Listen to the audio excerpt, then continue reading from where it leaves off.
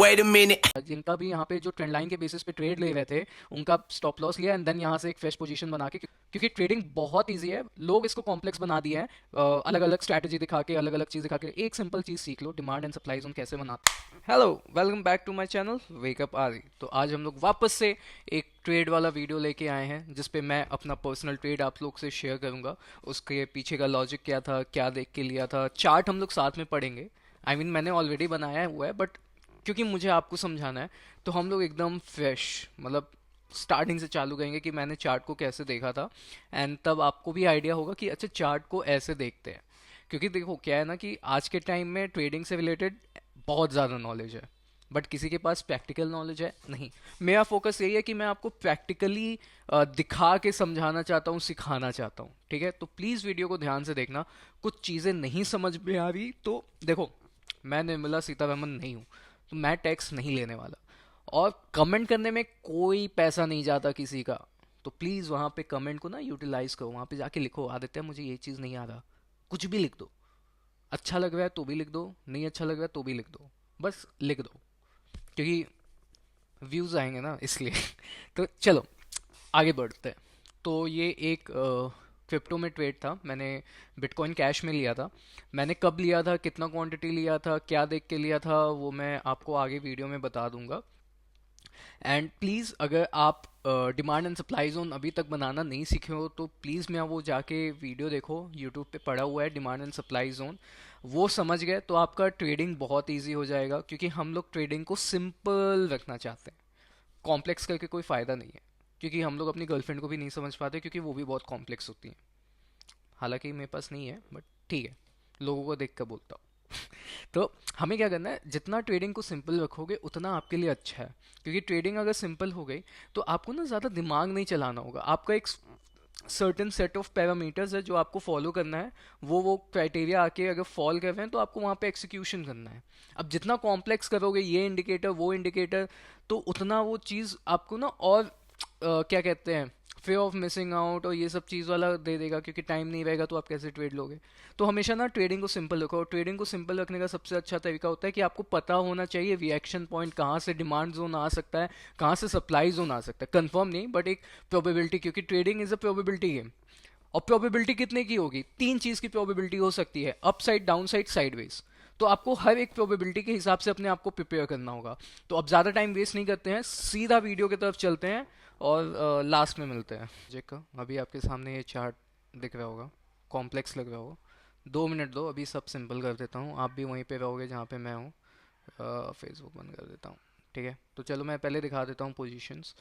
तो ये मेरा बिटकॉइन कैश में ट्रेड था। ठीक है, इसमें अप्रोक्सीमेटली 69, ओके, 69% का प्रॉफिट चल रहा है। एंड मैंने इसको 363 के अराउंड लिया था। कब लिया था वो भी दिखा देता हूँ। मेरा फर्स्ट बाय 30 अक्टूबर को था, देन 5 नवंबर को था, 8 नवंबर को था। मैंने इन 3 दिन में 500, 500 एंड $374 में ट्रेड उठाया था। एंड लॉजिक की बात करें तो यार देखो, लॉजिक तो बहुत सिंपल है। मैं आपको बहुत सिंपल वे में सिखाने की कोशिश करूँगा। अभी ना आपको समझ में आ रहा है ना मुझे समझ में आ रहा है कि प्राइस कहाँ जाएगा। ठीक है, क्या हो रहा है एक्चुअली। अरे यार ये बंद क्यों नहीं होता। हाँ, तो मैंने सारे ड्राइंग हटा दिए। अब आपके सामने और मेरे सामने सेम चार्ट है। इसके आगे क्या होगा जो मैं बताऊंगा आप समझोगे, वो आप भी बनाना सीखोगे। सबसे पहले हम ना ऐसे बैक डेट में चले जाते हैं जहाँ से मूव एक आया था। ठीक, क्योंकि 30 अक्टूबर को पहला ट्रेड लिया था ना, तो मैं 30 अक्टूबर को चला जाता हूँ। मेरे दिमाग में उस टाइम पे जो चीज़ें चल रही थी मैं उस टाइम के हिसाब से आपको बताऊंगा। ठीक है, ये रेड कैंडल 30 अक्टूबर का है। तो ये हो गया। ठीक, यहाँ पे आपको सबसे पहले आइडेंटिफाई करना होगा कि मुझे डिमांड जोन कहाँ बनना है। डिमांड जोन जिनको नहीं पता, मैं वापस बोल रहा हूँ, मैंने वीडियो डाला हुआ है, आप जाके देख लो। नहीं तो मैं शॉर्ट में बता देता हूँ कैसे बनाते हैं। आपको एक इम्पल्सिव कैंडल, ऐसे बड़ी कैंडल फाइंड आउट करनी है जहाँ पे एक फेयर वैल्यू गैप क्रिएटेड होता है। 3 कैंडल का ये है। फेयर वैल्यू गैप क्या है कि ये जो थर्ड कैंडल है और ये जो फर्स्ट कैंडल है, इन दोनों के बीच का जो गैप होता है उसे हम लोग फेयर वैल्यू गैप बोलते हैं। ठीक है, एंड ये फेयर वैल्यू गैप मार्केट की टेंडेंसी होती है कि इसको फिल करेगी। ठीक है, जैसे देखो आप फ्यूचर में जैसे ही इस पर्टिकुलर रेंज के आसपास आया, इसने एक अपसाइड का मूव दिया, ठीक है। लेकिन हम लोग कैसे बनाते हैं, हम लोग बनाते हैं ये जो कैंडल होता है ना, इसका हाई एंड इसका लो, ठीक है। ये मेरा हो गया डिमांड एरिया। प्राइस की टेंडेंसी है कि ये इस पर्टिकुलर रेंज के आसपास आएगा एंड देन हम लोग को मूव देगा। अब क्योंकि इसका जो लो है और यहाँ पे जो कैंडल का लो है या क्लोज, आप देख सकते हो कि ज़्यादा डिफरेंस पे नहीं है, तो हम लोग क्या करते हैं ना, हम लोग सिंपली इसको कंसिडर कर लेते हैं। तो अब ये मेरे पास ना एक रेंज बन गया, कि ये मेरा एक रेंज बना हुआ है। यहाँ पे प्राइस एक ये बहुत टाइम से थी, मतलब आप देखोगे तो 7-8 डेज यहाँ पे थी, ठीक है। उसके बाद इसने एक अच्छा सा मूव दिया एंड मेरा पोजीशन कब बनना चाहिए, इसके एरिया के अराउंड जब प्राइस वापस आए तो मैं पोजीशन बनाऊंगा। दूसरा चीज़ मेरे को क्या देखने को मिलता है, सॉरी, हम लोग वापस से यहाँ पे देखेंगे कि कौन से पॉइंट से रेजिस्टेंस इसको मिल रहा है। अगर हम लोग आज के हिसाब से देखें, मतलब यहाँ के इस 30 के हिसाब से, तो ये एक पर्टिकुलर रेंज है जहाँ से मुझे एक सेलिंग जोन बार बार दिख रहा है। प्राइस जितनी बार भी इस पॉइंट के आसपास आ रहा है, रिएक्शन दे रहा है नीचे साइड के लिए, एंड यहाँ पे थोड़े टाइम के बाद कंसोलिडेशन भी करने लग गया एंड वापस से इसने ब्रेकआउट दिया, तो मेरा पोजीशन यहाँ पे कहीं बना, क्योंकि इसने नेक्स्ट डे ही वीटेस्ट, मुझे ऐसे लगा वीटेस्ट लिया है, ठीक है। तो मैंने यहाँ पे, अब क्योंकि मुझे पता था मुझे डालना था 13 या अप्रोक्सीमेटली $1400, ठीक है।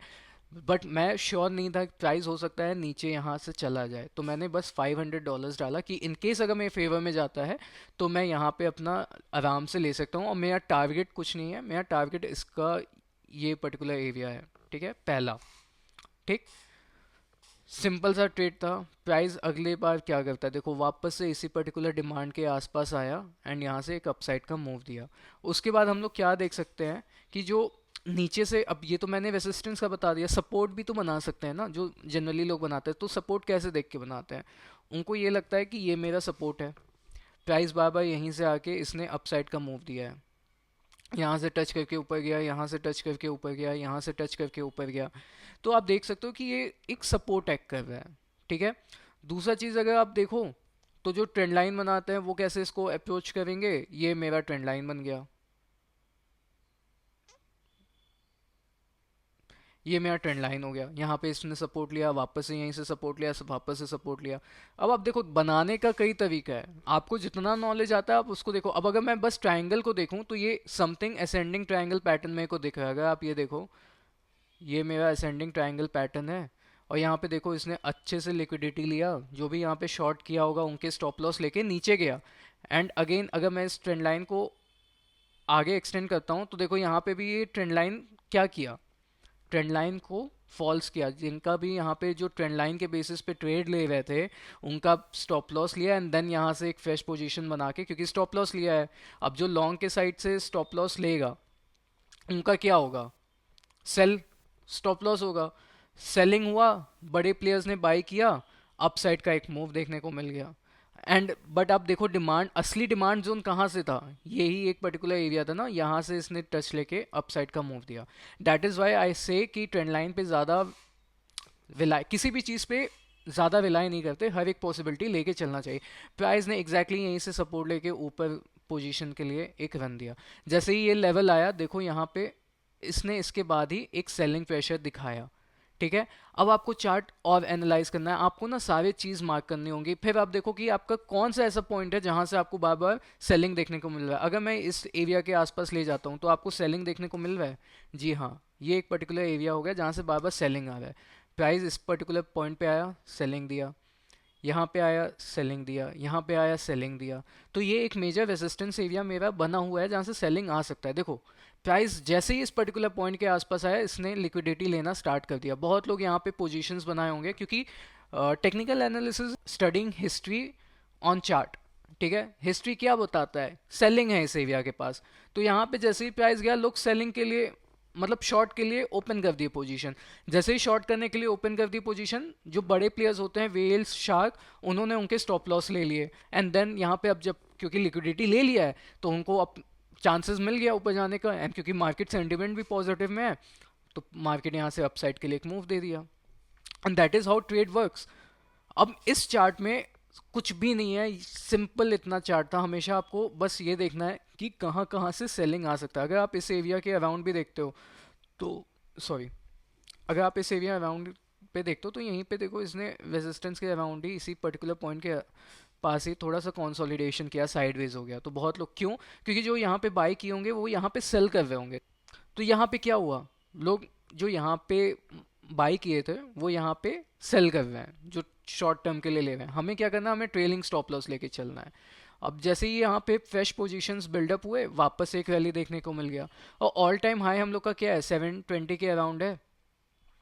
तो हमें पता है ऑल टाइम हाई के पास हमेशा सेलिंग आती है। तो हम लोग अपना टारगेट यहाँ पे लेके चल रहे हैं। अगर मैं इथीरियम की बात करूँ, जैसे मैंने लास्ट वीडियो में इथीरियम को ही लेके बताया था, देखो मैंने ये चीज़ प्रॉपर आपके सामने बनाया था और वही एग्जैक्ट लेवल्स पे ये जा जाके पोजीशंस अपने दे रहा है। मैंने क्या बोला था, ये अगर, सॉरी, ये इस पर्टिकुलर पॉइंट पे जैसे ही आया, यहाँ से इसने एक रिजेक्शन देना स्टार्ट कर दिया। देखो यहाँ पे सेलिंग आया, अभी ये यहीं पे साइडवेज में है। हो सकता है मार्केट यहाँ से फॉल करके तब ऊपर जाए, या हो सकता है इस लेवल को ब्रीच करके ऊपर चला जाए। ठीक है, मेरा टारगेट कुछ ऐसा यहाँ पे बना हुआ है। तो अगर आपको सिंपली ये चीज़ समझ में आ रही है कि मैंने ट्रेडिंग को कितने सिंपल वे में, अभी आपको कॉम्प्लेक्स, अब आपको कॉम्प्लेक्स लग रहा होगा कि अभी ये लाइन कैसे कैसे बने, बट ग्रेजुअली जब मैं समझा रहा था, अगर आपको नहीं समझ में आया होगा तो आप धीमे धीमे स्लोली वापस देखो कि मैंने क्या क्या देख के बनाया है। आपको सिंपली बस जो सबसे सिंपल चीज़ होता है ना वो बनाना है, demand and supply zone. Supply zone कैसे बनाना है, डाउन साइड के अप साइड के लिए भी वही देखो, कहाँ से एक फॉलिंग आया है। अब यहाँ पे आप देख सकते हो कि ये एक पर्टिकुलर लेवल है जहाँ से फॉलिंग आया था। ठीक है, तो आप यहाँ पे बना दो, ये जोन बन गया इस कैंडल को देख के। यहाँ पे आप बना सकते हो कि ये एक फॉलिंग वाला है, यहाँ पे फेयर वैल्यू गैप भी क्रिएटेड है, एंड क्योंकि इसके लो इसके में ज़्यादा डिफरेंस नहीं है तो आप इसको ऐसे एक्सटेंड कर दो। देखो प्राइस यहीं के आसपास रिएक्शन दे रहा है। तो ऐसे ही आपको हमेशा बनाना है। अब जैसे जैसे ये आगे आपको दिखता जाता है, आपको वैसे ही बनाना चाहिए। अब जैसे कि देखो यहाँ पे एक फेयर वैल्यू गैप बना है, तो इस कैंडल के बगल में ये एक ग्रीन कैंडल दिखा है, इसके बगल में ये एक है जहाँ पे फेयर वैल्यू गैप क्रिएटेड है। तो अब हम क्या करेंगे, इस एरिया को मार्क कर लेंगे। तो अब मेरा ये चीज़ क्या हो गया, इन केस अगर प्राइस फॉल करता है तो सबसे पहले इसको टेस्ट करेगा, सस्टेन नहीं किया इसको करेगा, सस्टेन नहीं किया तो इसको करेगा। क्योंकि जो एक बार, जो पहले एक रेजिस्टेंस एक्ट करता था वो फ्यूचर में सपोर्ट एक्ट करेगा अगर अपसाइड से उसको अप्रोच कर रहा है। ठीक है, and that is how trade is. जितना सिंपल रख सकते हो रखो। नहीं समझ में आ रहा तो कमेंट में लिखो कि आदित्य मुझे ये पर्टिकुलर चीज़ नहीं समझ में आया, मैं उसको वापस से एक्सप्लेन करूंगा। बट आप चीज़ों को समझो, क्योंकि ट्रेडिंग बहुत इजी है, लोग इसको कॉम्प्लेक्स बना दिए हैं। अलग अलग स्ट्रैटेजी दिखा के, अलग अलग चीज़ दिखा के। एक सिंपल चीज़ सीख लो, डिमांड एंड सप्लाई जोन कैसे बनाते हैं, और थोड़ा सा प्राइस एक्शन पैटर्न समझ जाओ, बस। फिर मक्खन की तरह ट्रेडिंग होती है। ट्रेडिंग इज़ वेरी सिंपल जब तक आप उसको रखना चाहते हो। जहाँ उसको कॉम्प्लेक्स बनाओगे ट्रेडिंग नहीं समझ में आएगा, लॉस बुक करना चालू कर दोगे, एंड वो मैं नहीं चाहता, इसीलिए तो मैं हूँ। तो प्लीज़ वीडियो को लाइक कमेंट शेयर सब्सक्राइब करो और मुझे अपना प्यार दिखाओ। बाय।